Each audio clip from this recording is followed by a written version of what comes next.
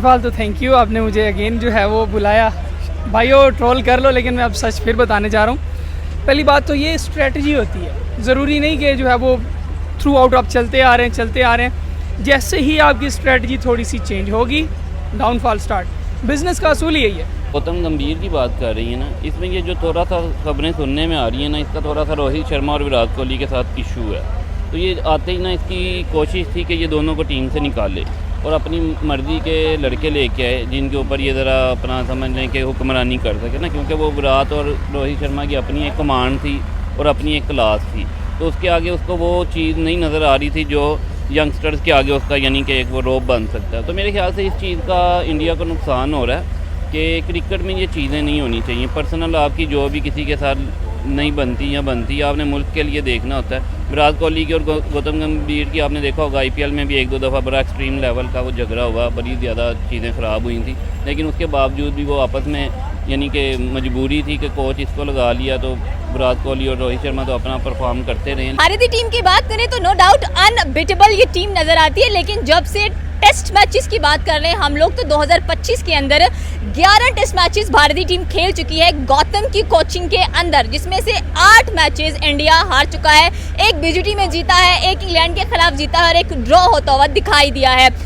Confusions कहाँ पर हो रही है टेस्ट मैच के अंदर? कौन से प्लेयर्स को ड्रॉप करना चाहिए था, कौन से प्लेयर्स को रखना चाहिए था, क्या स्ट्रैटेजी बिल्डिंग होनी चाहिए थी? एक तो गौतम ने कह लें कि रिटायरमेंट भी दिलवा दी रोहित शर्मा और विराट कोहली को, उसके बाद जो टीम है वो टोटली की टोटली ब्लो ऑफ हम लोगों को नजर आ रही है। हमारे साथ पाकिस्तानी अवाम मौजूद है और ये वही अवाम है जिन्होंने पिछली बार कहा था कि आर्चर इंडिया की टीम पर भारी पड़ने वाले हैं, और अब ये बताने वाले हैं कि इंडिया को कहां पर अपनी जो टीम है उसकी चेंजेस करनी चाहिए, कौन से बॉलर्स या कौन से बैट्समैन मजीद इंप्रूव करने की जरूरत है, एंड जो गौतम की कोचिंग है उसको कितना इम्प्रूवमेंट और चाहिए। अस्सलाम वालेकुम। वालेकुम अस्सलाम। सर, जिस तरह से भारत तीसरा टेस्ट मैच कह लें कि सिर्फ 22 रन से हार गया, वो भी इंग्लैंड से जीता हुआ मैच बिल्कुल झोली में था, एक बिग अपसेट, एक मेजर सेटबैक नजर आया टीम इंडिया के लिए। तो गौतम की जो कोचिंग है उसके बारे में आप क्या सोच रहे हैं? फर्स्ट ऑफ ऑल तो इंडिया वालों होना आराम है हमारे लाइक कुछ और। गौतम गंभीर की बजाय प्रेडिक्शन के लिए हमें रख लो, हम आपको अच्छे मशवरे दे सकते हैं। सबसे बड़ी बात देखिए, अगर गौतम गंभीर की अगर आप करेंगी ना, तो गौतम गंभीर की जो कोचिंग है उसके अंदर अगर आप देखेंगे इंडिया का एक तरीके से डाउनफॉल ही शुरू है। सबसे बड़ी बात, जो इनके मेन प्लेयर थे टेस्ट टीम के और ODI टीम के, इन्होंने सबसे पहले उन्हें बाहर करा, लाइक विराट कोहली और रोहित शर्मा, जो भी खेले सीनियर टीम की बैकबोन होते हैं। और विराट कोहली का बहुत एक्सपीरियंस है बाहर की कंट्रीज़ का, चाहे वो इंग्लैंड हो, ऑस्ट्रेलिया हो, कहीं भी जाके उन्होंने परफॉर्म करके दिखाया है। लास्ट 2018 का टूर देख लें, 2021 का टूर देख लें, विराट कोहली ने डोमिनेट किया है प्रॉपरली इंग्लैंड को, इंग्लैंड में जाकर, और चाहे फिर वो एंडरसन हो, चाहे वो ब्रॉड हो, हर किसी को जाके उसने डोमिनेट किया है।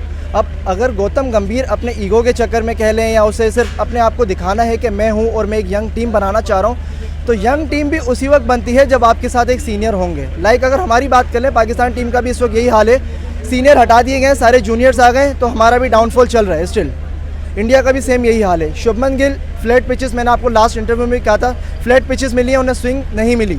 इस मैच में स्विंग मिला, वो काम कर गए अपना, पता लग गया कि शुभमन गिल कहाँ पे खड़े हुए हैं। बाकायदा इंग्लैंड के बॉलर्स ने ट्रोल करा है उन्हें कि 600 रन बना चुके हैं, ये इनकी सीरीज़ के हाईएस्ट है, इससे ज़्यादा अब ये नहीं जा सकते आगे।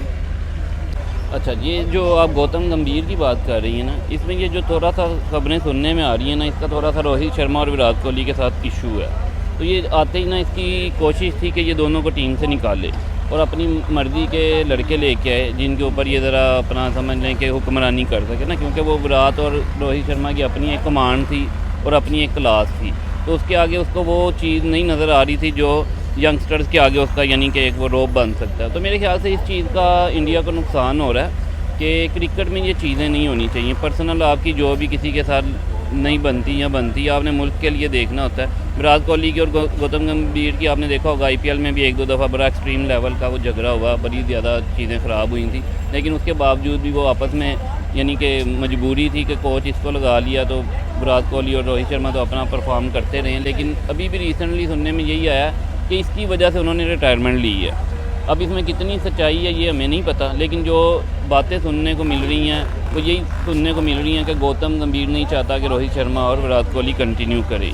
तो मेरे ख्याल से सबसे बड़ा फॉल्ट यही है कि जब आप इतने बड़े प्लेयर्स को अपनी नापसंद की वजह से टीम से निकाल देंगे और यंगस्टर्स को आगे लेके आएंगे, तो फिर सारी बात है, फिर आपको 11 में से 2 मैच आप जीतते हैं और 9 हारे हैं, और उस टीम के साथ जो कि पिछले 10 साल से डोमिनेट कर रही हैं, जिसने हर जगह पे जाके अच्छा परफॉर्म किया, हर मुल्क में जाके जीतते हैं। तो मेरे ख्याल से ये गौतम गंभीर की मनमानियाँ हैं जिसकी वजह से इंडिया को ये प्राइस चुकाना पड़ रही है। बिल्कुल सर, आपकी बात सही है कि इनकी मनमानियाँ नज़र आ रही हैं। अभी शुभमन गिल की अगर कप्तानी की बात की जाए वो कैसी लग रही है, और जो बैट्समैन थे स्पेशली अगर करुण नायर की बात करें तो लोग कह रहे हैं सही सुदर्शन को बीच में लाना चाहिए था, वो अच्छे बैट्समैन है, अच्छा परफॉर्म करते हैं। एंड स्पेशली जिस तरह से 22 रन से कह लें कि इंडिया हारा है, बिलीव नहीं हो पा रहा, हजम नहीं हो पा रहा इसमें। नहीं, इसमें ये आप देखें ना, 22 स्कोर से जो इंडिया हारा है ना, इसमें आप ये देखें इंग्लैंड ने भी बड़ा ज़बरदस्त खेल पेश किया ना, क्योंकि विकेट जो थी लॉर्ड्स की ना बहुत ज़्यादा बॉलिंग को सपोर्ट कर रही थी। नो डाउट कि इंडिया ने बड़ी फाइट की, लेकिन 22 स्कोर से हारने की वजह यही थी कि एक्सपीरियंस की कमी थी। यही अगर टीम में विराट और रोहित में से कोई प्लेयर होता तो वो ज़रा अपने तरीके से एक्सपीरियंस से इस मैच को बड़े अच्छे तरीके से निकाल के उसने ले जाना था, लेकिन वो इनएक्सपीरियंस टीम की वजह से ये हारे हैं। अदरवाइज़ इंडिया अच्छा खेल रहा है, लेकिन ये कुछ जो टीम में लाइक वो डिवाइड हो गई है ना टीम, उसकी वजह से ग्रुप बंदी की वजह से थोड़ा सा इनको ये चीज़ों का सामना करना पड़ रहा है। अदरवाइज़ इंडिया इंग्लैंड में थ्रू आउट देखें आप अच्छा खेल रहा है, लेकिन ये कुछ जो मनमानी है ना ये उनके सामने आ रही है। तो sir every team has a bad day, आप ये नहीं कह सकते कि जो भारतीय टीम है वो कोई कमज़ोर टीम नज़र आती है। ये वही टीम है जो कंसेक्टिव विनिंग पॉइंट्स पर हम लोगों को नज़र आई है, चाहे चैंपियन ट्रॉफी उठा लें, चाहे T20 वर्ल्ड कप उठा लें, चाहे एशिया कप उठा लें, चाहे ODI वर्ल्ड कप 2023 का उठा लें, स्ट्रिक्स बनी है इनकी बाकायदा उसके अंदर। अपने होम ग्राउंड में इनकी बात कर ले, हमेशा जीतते हुए दिखाई दिए हैं। प्रोज एंड कॉन्स हर टीम के अंदर होते हैं। इस बार अगर भारतीय टीम की बात करें तो क्या लगता है कौन से प्लेयर को एडजस्ट करना पड़ेगा भारतीय टीम को ताकि वो अच्छा चले, और किसको ड्रॉप करना पड़ेगा? फर्स्ट ऑफ ऑल तो थैंक यू, आपने मुझे अगेन जो है वो बुलाया। भाइयों ट्रोल कर लो, लेकिन मैं अब सच फिर बताने जा रहा हूँ। पहली बात तो ये स्ट्रेटजी होती है, ज़रूरी नहीं कि जो है वो थ्रू आउट आप चलते आ रहे हैं। जैसे ही आपकी स्ट्रेटजी थोड़ी सी चेंज होगी, डाउनफॉल स्टार्ट। बिज़नेस का असूल यही है, और क्रिकेट मेरे ख्याल से इस वक्त सबसे बड़ा बिज़नेस है। आप इन्वेस्ट कर रहे हो, आपको पता है कि यार आप इंटरनेशनल लेवल पे बंदे को भेज रहे हो, कोई सीनियर बंदा भेजो यार। कैसा मैं यकीनन मुझे गलती के साथ, या मुझे माफ़ी चाहूँगा भाइयों हमसायों, जाहिल तरीन इंसान पाया गया आपका कोच, जिसने एक ही वक्त में 2 मेन प्लेयर्स चौक के बाहर कर दिए। ओ भाई ये आपके लिए सोचने का मकाम है, वो किस तरह की यूथ लाना चाहता है जो अपने बड़ों से सीख ही नहीं सकती। और जबकि IPL के मिड में विराट कोहली ने कहा था कि मैं इंग्लैंड टूर में इंशाल्लाह 3 से 4 सेंचुरीज़ मेरी आ रही हैं, ऐसा क्या हुआ कि उन्होंने बिल्कुल मिड ऑफ द IPL कह लें या एंड में जाके उन्होंने रिटायरमेंट ले ली। तो उस बंदे की फ़िटनेस अगर देखें अभी भी पीक पर है, 36 की एज पर है वो बंदा, वो कहीं से भी नहीं लगता अनफिट। जो रोहित शर्मा कह लें, जब उसका डे होता है वो चल जाता है, वो 250 भी कर जाता है, वो 200 भी कर जाता है। अचानक से क्या ऐसा वक्त आया कि भाई दोनों एक साथ रिटायर एक ही मंथ के अंदर, कुछ तो हुआ होगा ना। और वैसे भी बहुत सारे रूमर्स आते हैं कि चाहे वो 2 सीनियर्स प्लेयर्स और गौतम गंभीर की आपस में नहीं। शुभमन गिल की कप्तानी की बात करें तो कैसी लग रही है कप्तानी उनकी? एक स्ट्रॉन्ग माइंडेड है, एक कूलमेंट नज़र आ रही है इनकी कप्तानी के अंदर, बिकॉज पहला मैच इंग्लैंड जीत गया, दूसरा मैच इंडिया जीत गया, तीसरा फिर इंग्लैंड जीत गया, अब आगे चौथा है। तो शुभमन गिल कौन सी स्ट्रैटेजी से वापस आएंगे? बिकॉज अगर देखा जाए तो बहुत सारे ऐसे बैट्समैन हैं जो डिजर्विंग है लेकिन वो खेल नहीं रहे टीम के अंदर। शुभमन गिल की अगर बात की जाए तो इटसेल्फ जो है वो बहुत अच्छा प्लेयर है। अब एक बहुत अच्छा प्लेयर जो है कभी भी एक बहुत अच्छा कैप्टन नहीं हो सकता। लाइक बात कर ले यूनिस खान की, वो बहुत अच्छा प्लेयर नहीं था लेकिन बहुत अच्छा कैप्टन था। मिसबाह उल हक की बात कर ले पाकिस्तानियों में, वो शायद बहुत अच्छे प्लेयर्स ना रहे हों लेकिन उनकी स्ट्रेटजिक पॉइंट ऑफ व्यू जो था वो बहुत विजनरी था, वो आगे का सोचते थे। तो ये बच्चा है, जवान है, इसके अंदर एनर्जी है, एनर्जी को यूटिलाइज़ करना चाहिए। यहाँ पे कैप्टनसी पे जो था वो सीनियर होना चाहिए था। बट अगर अब भी बात की जाए तो जो पीछे अपने इनके स्क्वाड में अर्शदीप आए हैं उनको मौका नहीं दिया गया। सही सुदर्शन को मौका नहीं मिल रहा। सही सुदर्शन, हाँ बिल्कुल, उनको यूटिलाइज़ करें। अगर न्यू ही टैलेंट लेकर आना है तो पुराने रिपीटेड पर्सन क्यों आ रहे हैं? नए बंदों को लाएं, वो जो लेफ्ट आर्मर हैं उनको चलाएं, वो इंशाल्लाह की पिचेस पे लेफ्ट आर्म पेसर बहुत इंपॉर्टेंट होते हैं और इनके पास लेफ्ट आर्म है इनके स्क्वाड में, लेकिन फिर भी उसे यूटिलाइज़ नहीं किया जा रहा। और सबसे बड़ी बात, कुलदीप यादव इनके पास मौजूद हैं लेकिन आई डोंट नो वाई इन्हें क्यों उन्हें लेके नहीं आना चाह रहे, ये क्या वजह है? उनके पास भी स्पिनर्स हैं जो कि बशीर थे, वो चल रहे थे, अनफॉर्चुनेटली वो इंजर्ड हुए हैं जो कि बाहर हुए हैं। उनके जो रिप्लेसमेंट पे भी आए हैं वो भी ऑलरेडी डोमेस्टिक से परफॉर्म करके आ रहे हैं, डॉसन जो नाम है उनका। तो इंडिया अगर चल रहे हो, जहाँ तक शुभमन गिल की अगर बात करें, उन्हें बहुत कुछ अभी सीखने की ज़रूरत है। चौथा test match it's do and die match. अगर इंग्लैंड जीते तो सीरीज इंग्लैंड की है, अगर इंडिया जीते तो last 5th match do and die वाला होगा। इंग्लैंड जीतेगा अगेन भाइयों, मैं फिर से बता रहा हूँ। इंडिया ने रिवेंज ले लिया तो अपने गिल साहब को डीएम ठोको कि अपनी टीम के अंदर चेंजेस लेकर आए, स्ट्रेटजी चेंज करे, वही रिपीटेड लोकेशंस को चेंज करे, डिसलोकेट करे। माइट भी पॉसिबल आप जीत जाओगे, अदरवाइज ऑर्चर के साथ दूसरा कौन पापी है? बेन स्टॉक ने पिछले 3 ओवर लगातार मैं देख रहा था एक ही जगह पे बाउंस कर रहा है बॉल को, और जैसे ही मौका मिला है किल्ली मैंने वो पीछे उड़ती देखी, और मैं खा रहा था उस वक्त, डिनर कर रहा था, यकीन माने डिनर छोड़ के डांस स्टार्ट कर दिया। But I think so कि आप जसप्रीत बुमराह की और जडेजा की जो परफॉर्मेंस है उसको निगलेक्ट नहीं कर सकते हैं। Jadeja is a lawn warrior, and तक चले हैं, अनफॉर्चुनेटली मिस अपना होता सिराज की तरफ। बात गेम की है, बात गेम की और आर्चर की है। It's cricket basically, luck by chance है भाई जब आप जीत जाओ।